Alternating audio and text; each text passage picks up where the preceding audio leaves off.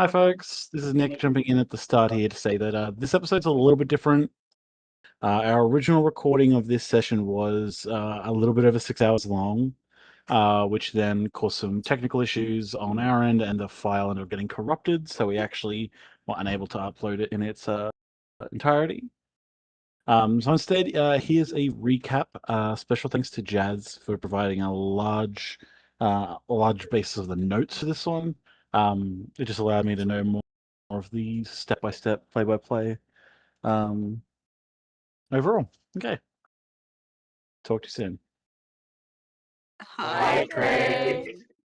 Warning, this episode contains Australians. Some content may be alarming to some listeners, including jokes about homophobia, jokes about racism, jokes about sexual content, and a lot of swearing. Please note, these jokes are made by queer people, people of colour, and people who have known those people for over a decade. Actual hate will not be tolerated. Also, warning for graphic descriptions of violence, but this is a D&D campaign, so you probably knew that. Not sponsored by Queensland Government Australia, terms and conditions may apply.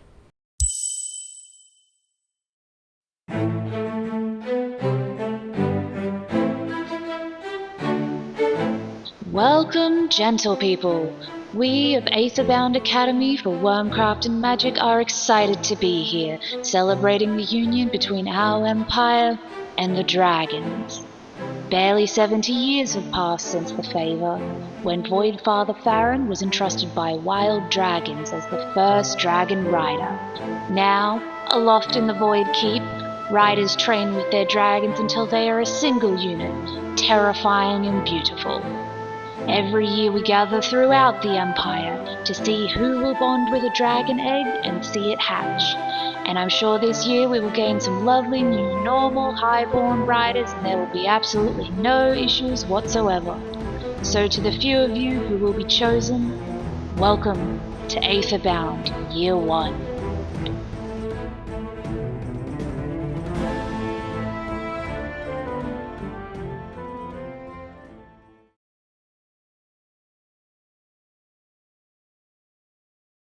Hi, Craig.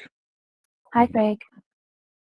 So, tell us everything that went down from after the user explored the village. You had spoken to most of the people there? Well, yeah. The others had been exploring the village. We weren't really able to get much information, but I was able to find out from Aoife that they were able to find the first person who had been suffering from the illness. Um, Jessamine Levine, mother of that boy who went missing, Theldred. Uh, Li- Lion apparently said that she didn't look as sick as everyone else, but she responded that she was just managing it better than everyone else. Eva did tell me that there was a really silly moment between them where she asked her if the map that she was reading was Elvish. And I believe that Eva can read Elvish, so it would have been able to recognize it immediately. But apparently it made her feel a little bit out of sorts. Shiro didn't come in with them, but yeah, poor Jessamine. She said that she'd been careless and shouldn't have let Theldred wander out into the woods alone. Apparently he was a very careful boy, liked to walk on the edges of the woods, but he'd gone missing. Aoife apparently tried to console her, but it did not really end very nicely. We met up with the others, and we talked to many of the people in the town, many of those who weren't bedridden, those who could still walk around and interact, and we weren't able to gather much information from them. But when we all we corroborated each of our information against each other, and we found out that perhaps might have had something to do with the kobolds that have recently moved into the area. They haven't been around long, but since then there have been issues cropping up here and there. Um, and so we went to the edge of the town to meet Lady Toril and Lord Taran, and then we broke away towards the forest off to the west uh, until we had nearly made it. And when we were not far from our final destination, we established a camp that Lady Toril and Lord Taran said that they would wait at. But while we were in the process of that, a young dragon hunter approached the camp, riding on horseback. And it turned out that this was Aoife's cousin Constance, and apparently had a letter from Enel requesting that Lady Toril and Lord Taran's assistance would be required to go hunt a rogue rider. Apparently, Lord Farron's uh, had also signed off on this. There was a rider apparently off in a northern town who had attacked it and started a forest fire. It was very clear when they showed up that Aoife and Constance did not like each other. They seemed similar in age, perhaps rivals of some kind. I haven't asked Aoife much about it. But Aoife asked something along the lines of, did their grandfather know about this? And they had some minor dispute. It seems more like some ridiculous family drama, with each other mocking the other one. But it was at that point that Lord Taryn revealed that this dungeon was supposed to be done with them here supervising, and that this was sort of a training dungeon, considering it was our first foray out of the keep. And that there shouldn't be any real danger. Um, and that's why they're leaving our party to still finish it up instead of cancelling the mission altogether.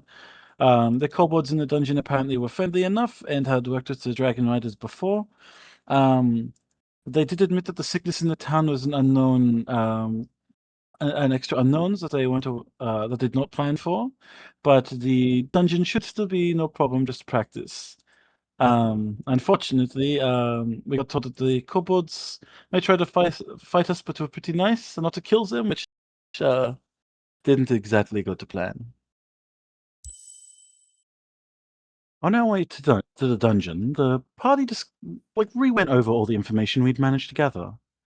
Lion tried to connect with Aoife by saying she must have had it rough, not having any good role models, especially because her and Constance had just been hashing it out. Um, Aoife clearly didn't really appreciate that and snapped, saying, "What's their fucking deal?" And that they don't know anything about their family at all. You grew up in a fucking temple and didn't know about any of this shit before this. Lion responded very appropriately with a yikes. But as we moved further into this swamp, closer to the dungeon, the water was rising up to above waist height, and mine asked to offer to carry Dee Dee, bridal style, across the water. She probably enjoyed that a little bit. Uh, Lion can be sweet when they want to be, when they're not being absolutely annoying. Aoife reminded the party that the bird that Sable had spoken to said that the kobolds had been acting weird in this area, so we needed to keep that in mind. Perhaps there was something more going on here than we originally thought. When we arrived at the entrance of the dungeon, there was a trap set, and before I was able to properly inspect it, a lion stepped in and we got lightly exploded. At this point, Bernice and Sable decided it was safer if she just went back to camp. Sable tells me that apparently Bernice said, "Yep, nope, see you later. Sable, you've got plenty of friends with you. You'll be fine." As we went further within, we made our way through some traps, but once we got past the first barricaded door, we were attacked by kobolds in an internal courtyard. They got the jump on us, and while the majority of us were still trying to attack them non-lethally, I did notice that Shiro and Isa were killing the kobolds with no disregard, or with no regard. Lion thought that the giant map that is painted in the ground might be a pressure plate, and we agree that this is probably the case. Eva tried to use some illusions to see if they could lure out some of these kobolds on top of the pressure plate, but the plan failed. Um, I admit I don't know how I really feel about this because Isa grabbed one of the unconscious kobolds, who is no longer a threat to anyone, and threw it on the presumed pressure plate. So rocks fell down aggressively from above and crushed him. I know that many of the students didn't appreciate that or support it because this is a defenseless creature that we were also told was not overly violent. Amber especially had her issues with it. After we had dispatched of these goblins, knocking them unconscious or killing them, there was an almost skull-splitting pressure once that drove everyone to their knees and incapacitated our poor dragons. The dragons went glassy-eyed and were woozy and were unable to regain their faculties, it seemed. So we made makeshift pouches and bags and carries and slings so it could carry them around the dungeon still. Isis, Sable, and Chaos seem to be more affected by what happened, but other than taking just a few moments to regain their faculties, nothing more seemed to be happening. It was at this point that the group decided to split up. Aoife, Lion, Amber, Isidore, and myself started heading more in the southern direction, while the rest of them lot, Shiro, Icer, Sable, Chaos, Angus, and Dee Dee went up into the north. Um, and as we made our way down, we did catch sight of one of those missing persons that we were trying to look for, an older orc woman. Aoife told us to stay back, just so we didn't surprise them or scare them, and went ahead and talked to the old woman. Aoife asked if she was okay, and then the orc woman, she seemed a bit out of it. Um, and when stirred, she seemed to say she felt like she was in a dream. Aoife asked her name, and Alistar, confirmed, was one of the people we were looking for. And the last thing she could remember was walking through the town and then into the woods. While they were having their discussion, Alistair asked Aoife's name, and once they gave it, said, Aoife who, dear? Um, Aoife did hesitate for a bit, but then answered Aoife Blight, and then, I shit you not, in a voice that was completely not that old woman's voice, responded, oh, that's interesting. Grabbed Aoife and just suplexed her into a giant hole, like into just this big pit in the ground. Aoife like fell in. You could just hear the sounds of like metal beams and wooden beams breaking. And then, to his credit, young lion jumped out immediately and immediately kicked this old lady into the pit. It was a little bit of a rash move, considering we didn't know how deep the pit was and if they were going to land on Aoife. But working together, we managed to drop some rope into the pit, and I was able to go in and stabilize the pair of them.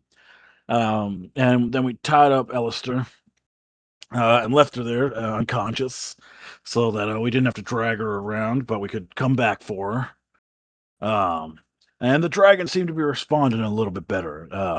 Just a little bit, but they seem to be gaining a little bit of their faculties back. Yeah, as we went up into the north, there was I wouldn't be called a mess hall, probably more akin to a mess hole. A bunch of these kobolds just waiting up there, and we managed to fight them and defeat them. Um, Most of them were just left unconscious, thankfully. But when we were up there, we found that there was a woman in the library. She was one of the women that had been taken prisoner. Miss Abelina Darcy. Um, when we asked her what was going on, she didn't really seem much like a captive. She said that the door was locked and she'd only been able to really have access to this library. The rest of the time, the kobolds were guarding or had kept the doors locked. When Asa asked them if the kobolds had been aggressive, the woman said that not anything particular. There was nothing particularly wrong or aggressive that they'd been doing. They'd just been holding her here. Uh, Hmm. Her husband, actually, we had spoken to in town, was the clerk at Karhill. Um, Avelina, she seemed very strangely calm about the whole ordeal. She says that she'd also met a tabaxi man who was here, um, as well as an older orc woman. Um, she offered out her hand to each of us and shook it. Um, and apparently she held on to it was a bit strange. She held on to Shiro's hand for a little bit and started commenting on his clothes. It was very strange actually.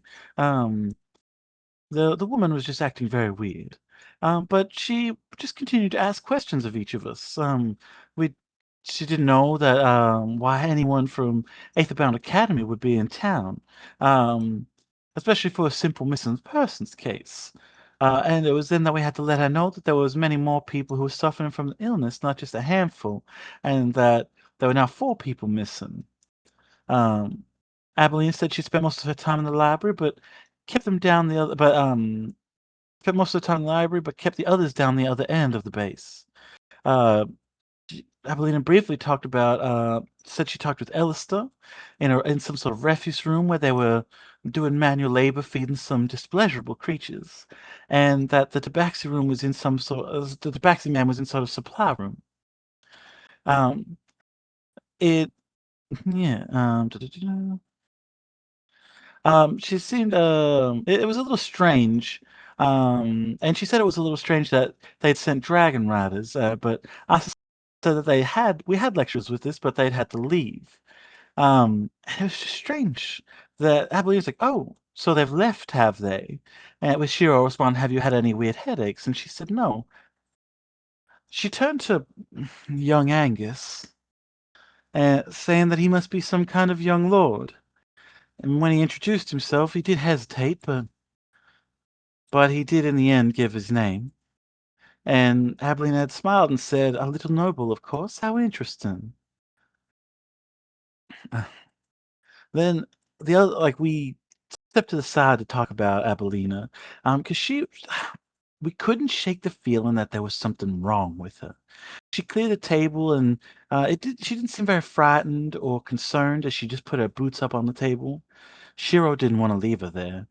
However, we didn't think it was a good idea to take her with us in case there was something going on. So we all agreed that perhaps Sable should stay back to guard her.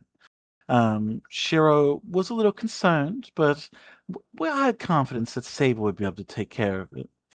And Abelina just struck up some conversation, saying she couldn't remember the last time she saw Firbolg. She did make one comment, said a strange group, an elven lord, Miss Anuka, and Lady Farsight, and Shiro of Distant Lands. But where do you fit into this, Sable? And Sable responded that they were from the Four Sea Isles. Eventually we decided to depart, and Sable stayed behind. Um, Miss Abelina did say, "Good luck on your journey. We'll be here." Uh, and Shiro, with one of his first expletives I've ever heard him say, he called her a creepy bitch under his breath. Yeah, as we were like going down the different hallways in the southern part of the dungeon, we were going door to door and checking what was behind each of them when eventually we got to one that, as we opened it, there was something in there that looked like a large dog with tentacles. We briefly heard someone mention that maybe they saw something like that in town. I was sleeping on this giant pile of trash, broken wood, moldy food, mushrooms, metal shavings, and like a deep, disgusting odor in that room. I remember Isidore, Aoife saying to Isidore, "Hey, can we close this room? I think we definitely shouldn't go in there." And Isidore just closed the door slowly and went, "Yeah, fuck that." It was, it's pretty funny. But after that, we moved further south. Eventually, we cracked open one of the doors, and we could see that there was a room full of all these, what I think were maybe kobold eggs.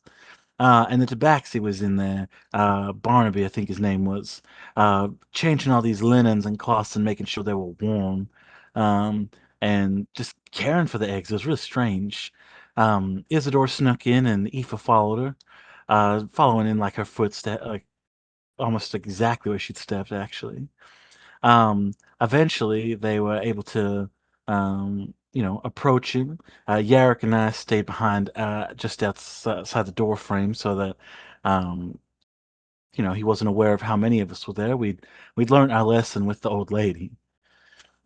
And with the tabaxi's clothes were all worn and withered, but he had no obvious wounds. It didn't look like he'd been beaten or, hurt and forced to stay here. It's just more.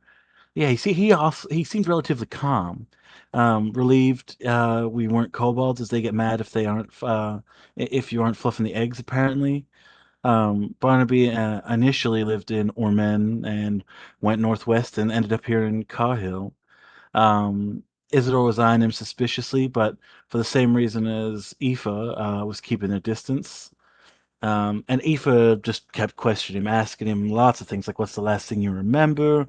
Why were you here? What does the name Blight mean to you?"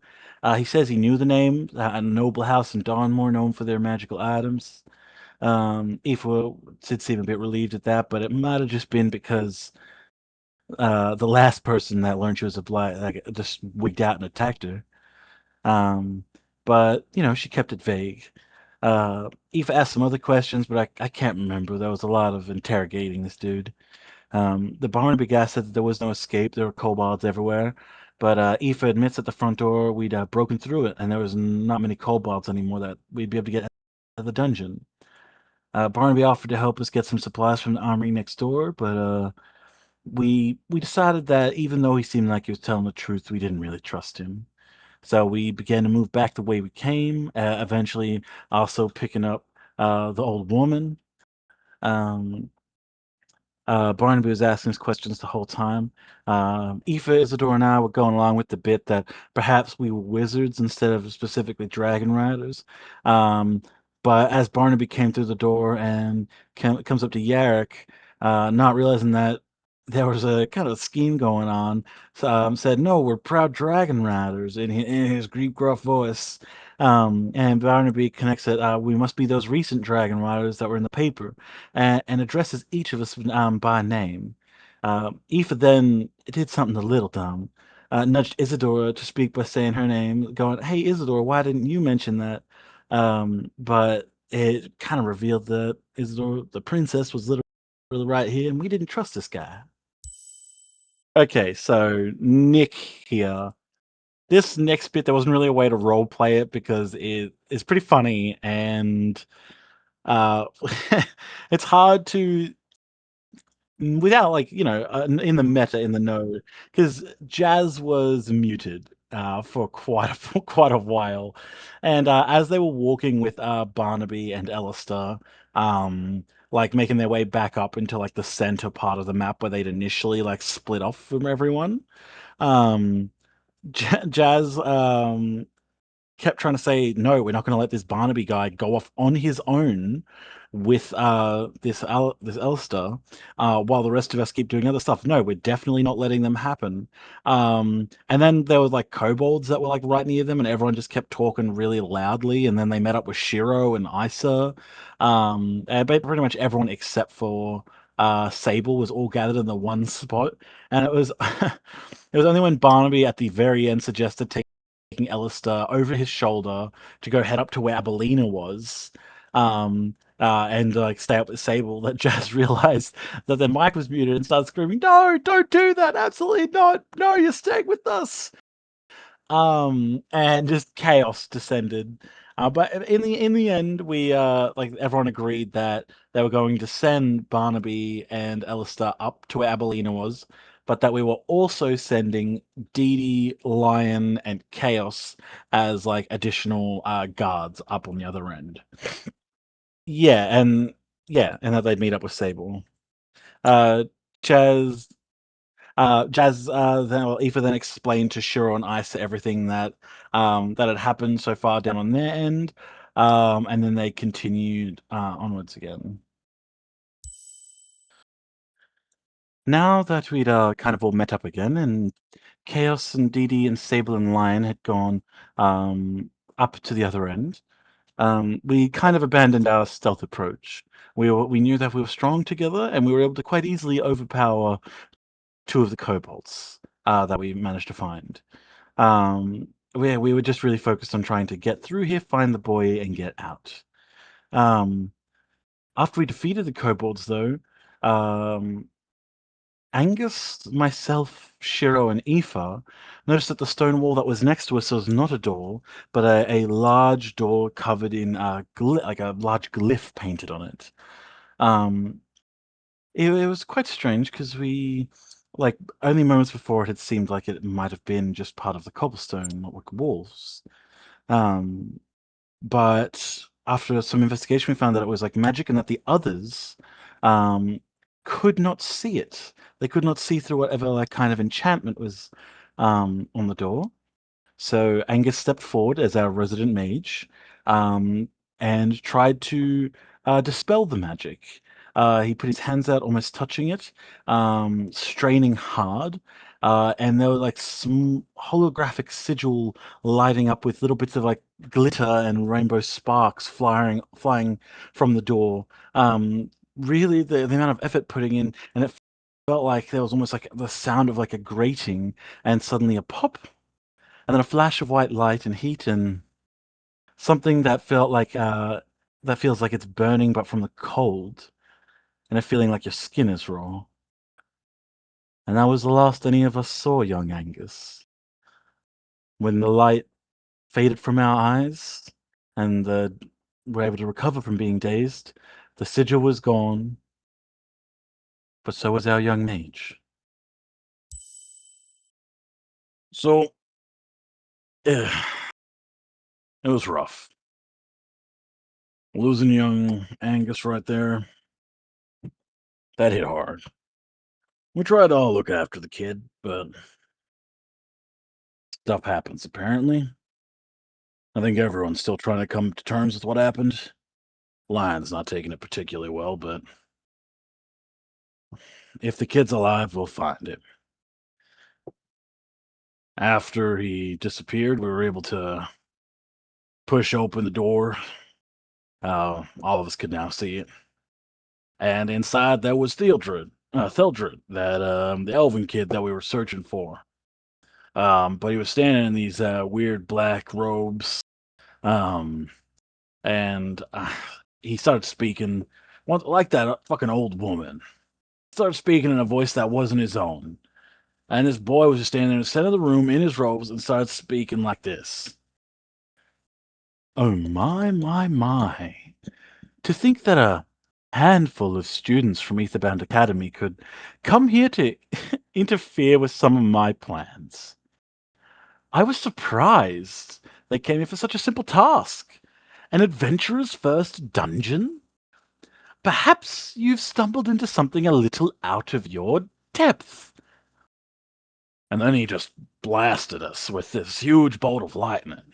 And it hit Shiro and us and Dumas and just overwhelmed them. Never send apprentices to do a master's work. Don't be disappointed. You've done well so far. And then he continued on with some evil monologue spiel bullshit, but, you know, after that, our main focus was getting those ones out of the line of fire, but it didn't look very good. So while the others were getting all their stuff together, I thought, you know what? I'm gonna go in there and I'm gonna do what I can to help this Eldred kid. Every person we come across so far that we were able to knock unconscious, it seemed like they were no longer a danger to anyone. So I thought if I could just get in there and I could just hit him hard enough that he stayed down, all would be good. And as I ran into the room, that kid said, "Oh, a bold one," and engulfed me in a whirlwind of flames, almost like a fucking tornado around me. In this, I barely managed to dodge most of the blast, but it still hurt like it. It's hard to describe what being burnt alive feels like, but it was a similar pain to that, adjacent to the side of it. But then he started complimenting me, saying stuff like, "Huh, I wasn't expecting that. Oh, excellent! If only all of you had that drive and tenacity." And that's when Isidore ran in too. Uh, I'd managed to take most of the attention away, being the heavy armor and the big mace and the shield. You know, that's what I'm built for. And she ran in all subtle like and got right up to him and broke this hairpin she'd always been wearing in her hair. And a huge fire elemental burst out of it. And it was actually, look, if I had more time to examine it, probably would have been pretty cool. Um, but yeah, it was helping, but we were just trying to buy enough time for everyone else to get out, basically. Um, in everyone's minds, they could hear what sounded like maniacal laughter. Um, and Isabor took her knife and slit the boy's throat. It was, I admit it was kind of hard to watch. But then he coughed up the blood and it healed over. And this fire elemental just grabbed him and picked him up and slammed him into the ground a bunch of times, and then slammed him into the ground over and over, and he was just screaming and laughing at the same time. And then once he slammed him into the ground that final time, the voice, that shadow in our minds seemed to begin to lift. And thank God the boy was alive. He was no longer possessed. He was crying and saying he wanted to go home, and so I scooped him up and carried him towards the exit. I'm glad we were able to get out of that dungeon. Illuminated by candlelight, sitting scratching with his quill on paper, we see Lord Taryn writing in what seems to be a report, a pile of folders in front of him, each containing the contents of everyone's version of events that had occurred in their time in the dungeon. It seems that after a full examination of the reports, that there was definitely more going on here. A majority of our students studying at Aetherbound, this seemed to be a difficult affair for them, especially losing one of their own number, especially in their first year. All of us Dragon Riders know the pain of losing a comrade, but I hope they're able to move forward. They seem like a nice lot, and I imagine they're going to go far.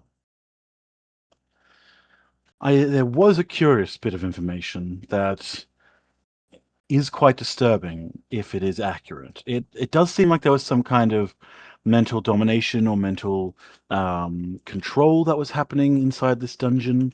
So we can't be 100% sure that these reports are accurate.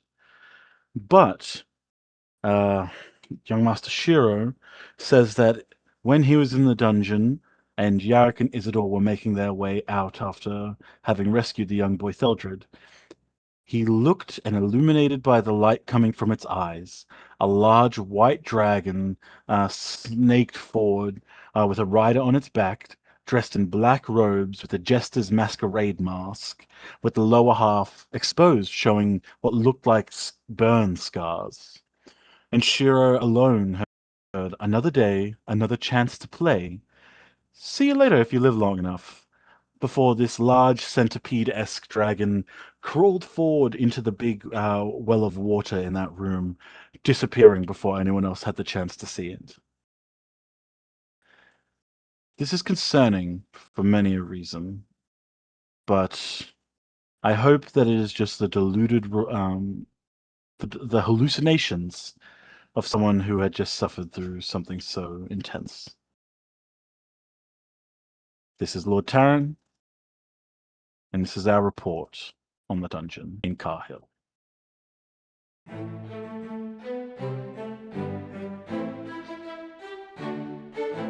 Thanks for listening to Craig's Chronicles. We play for fun and record for fun, so we hope you had fun too. Please do not expect a regular upload schedule. If you are one of our employers who somehow found this, please remember that how we play a fantasy role-playing game with friends is not reflective of our professional conduct. Bye, guys. Bye-bye. Bye-bye. Bye. Bye bye. Bye.